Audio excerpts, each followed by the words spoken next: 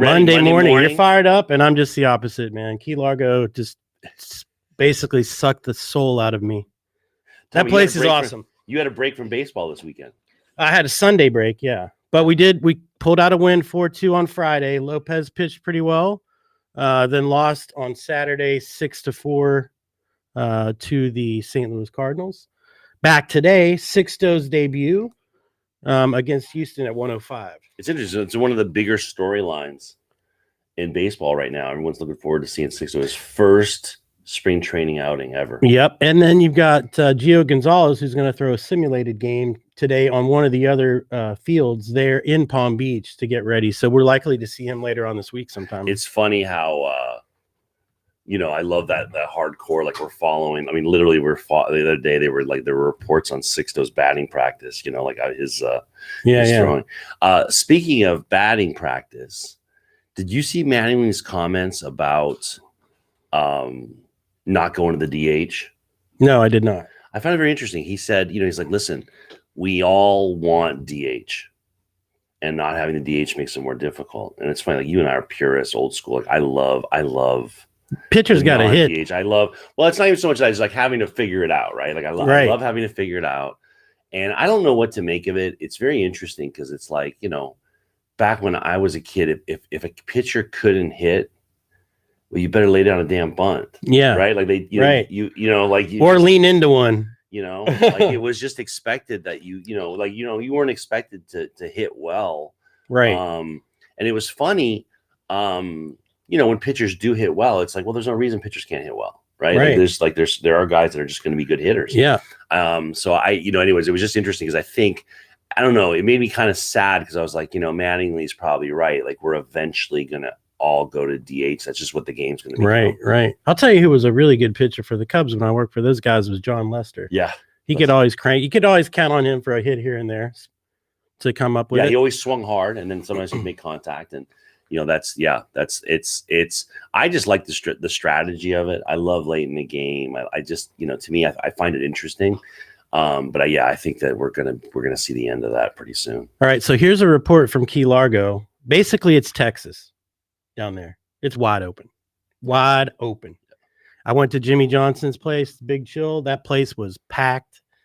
Snappers also packed. Yeah. So I was in Conch Republic have their own rules. We were in Orlando for my daughter's dance competition, and if you took a drone shot we were at the Gaylord Palms. Okay, I know where that is.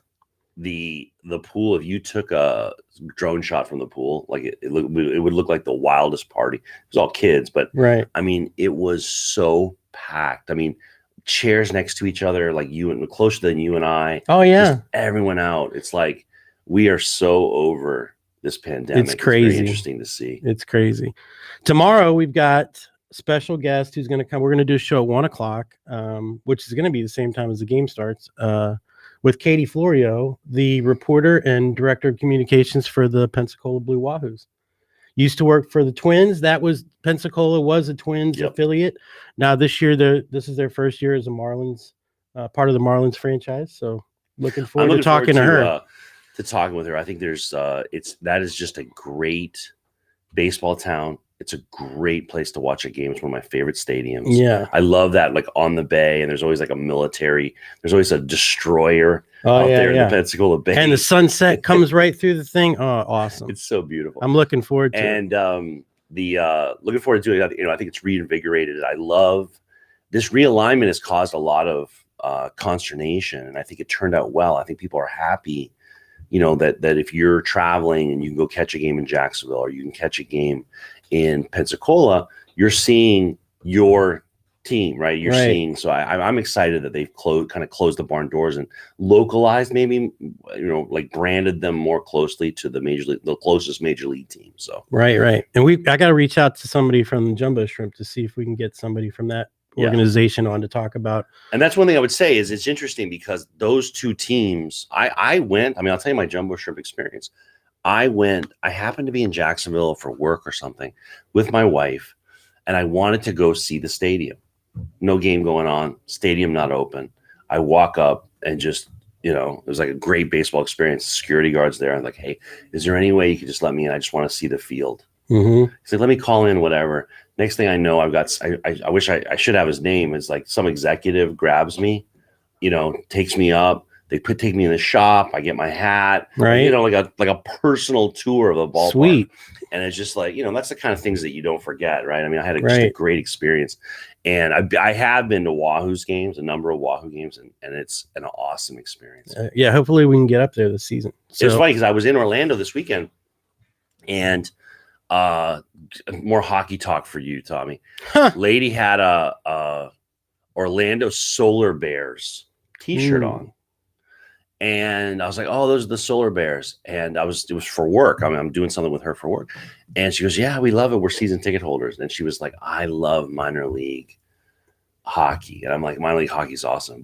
And minor league baseball is awesome. Like if you live in those towns, it's so fun to be able to go to those games. Minor league baseball is really special. It's the best. It's the best. And it's constantly changing. The guys are moving. It's dynamic. Yep. So yeah, awesome. Episode 20. It's in the books. We'll be back here tomorrow with Katie Florio from the Blue Wahoos, 1:00. Thanks, Tommy. Thanks. Denise killed it. Preview.